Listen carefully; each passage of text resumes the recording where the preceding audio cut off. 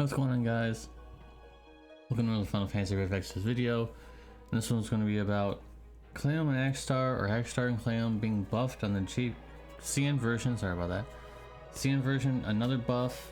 Let's get into it. So, Harmonic Agato on both versions, on both sides, of course, because this is their level ability where you would level it up, so it will be on both versions. So I'm not listing anything that you can see on both versions twice. Is now a 55 times modifier with 50% defense ignore. I mean, this was already really powerful, and now it's even more powerful. So pretty good. Ice Baton Blade, 100 times mod. I don't know if anyone even used that, but hey, it's something. 100 times mod. I mean, that's pretty good. Might be seeing something crazy here. On top of whatever else that Spirit Sauna did, I think it was like an attack buff or something. It also now provides Katana in Peril. 25% Katana in Peril on a cooldown instead of using a little burst or anything like that. So already this is as good as Sephiroth's Katana in Peril, and you'll be noticing something even more interesting in the future of this video here. Now for now we've also got Chill of Imperial Ruin. 135% ice resist, pretty standard nowadays. I think 135% is the new 120% on the CN version, so that's just how that is. Must have 175% human killer for all allies, magical and physical. The mitigation is kind of okay, I guess, but really you're not using it for that. You're using it for the killers, of course. The mitigation is kind of like a sweet little cherry on top. So 175% beats out the 160% that a lot of units at EX3 are getting, and then all the tag units will be getting these high buffs. So that's really interesting. 30% ice and dark amp for themselves, pretty good. Not amazing, but pretty good. Fur Master now has 225% lone burst damage for all allies. Pretty good. I mean, yes, it's only for a few turns, but pretty good still.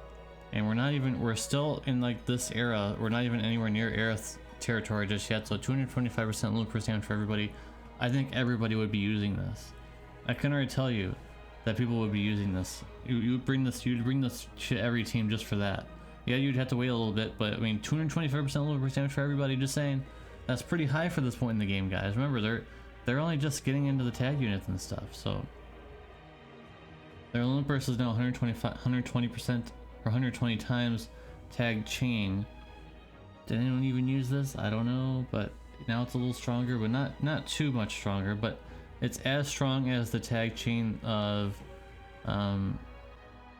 Blastwell and Reagan's when they got buffed in their base form. In the Brave Shift, the Katana Nocturne in Unison is now a dark physical damage 50 times with 50% defense ignore, pretty good. Black Fortissimo is now a 72 times mod with 50% defense ignore, pretty good, but it's still on that 5-turn cooldown there, so not really that good. It's just pretty good. 135% dark and peril, pretty good now. Actually, that's quite good. And the Luna Burst is now, it's one of those kind of situations where back in the day when I was making guide for them, I was like, oh, you don't really have to use their Lone Burst. I mean, it's kind of, I don't know, you'd rather just not do it, but now there's a huge case of saying you probably should do their Lone Burst because 30% Katana in Peril, 30%. That's huge. That's more than Sephiroth. That's 5% more than Sephiroth, and he's way later than this unit. On top of that, 130 times mod finisher. Remember, guys, that's pretty decent for this point in the game so far. That's pretty decent. It's not gonna be amazing much longer, but at 30% Katana Peril, pretty good. And on top of that, dark resistance. So you could actually bring this along just to help Sephiroth in the future, maybe, if you wanted to do that. So pretty good. The TMR is now 80% attack when equipped with the Katana and 50% loot burst damage. Pretty good. The STMR, which a lot of people do use, now has 237 attack, already amazing, but there's even more. So now there's 75% human killer, On top of that, 75% lone burst damage, and also on top of that, even more. A 500 flat attack when equipped with Akstar Cleome, so pretty good. I'm kind of torn behind with this vision card here, guys. 75% TDH. I really don't understand why this exists. Why wasn't it just 100? 75% really just isn't that amazing to me, but maybe, I don't know, maybe it is. Alright, I just made to go check. I went to go check out their vision card on the other versions, and I thought maybe like, oh, it would be like 25% TDH here and there or something. No, it's just at the last level. So 75% really isn't that good. I mean, you basically just pretend that it's 50% again, because like how are you gonna finish off unless you equip something that's only 25% TDH? Like, why would you even bother? So basically how I would do that is just pretend that's still 50%, because it's just, there's no way around that. But 500 flat attack is pretty good. Overall, I'm not really fond of that buff. I wish it was 100% TDH, because that would be way better. 75% is really kind of mediocre in my opinion, but hey, it's still something. Maybe you can work it out. Maybe there's a solution around for that. Anyways, 500 flat attack, pretty good. Overall, definitely very good. I was surprised though that there's no passives. They got no passive buffs, but they still got a lot of changes. 30% Katana Apparel, that's insane. 135% Dark Apparel, that's insane.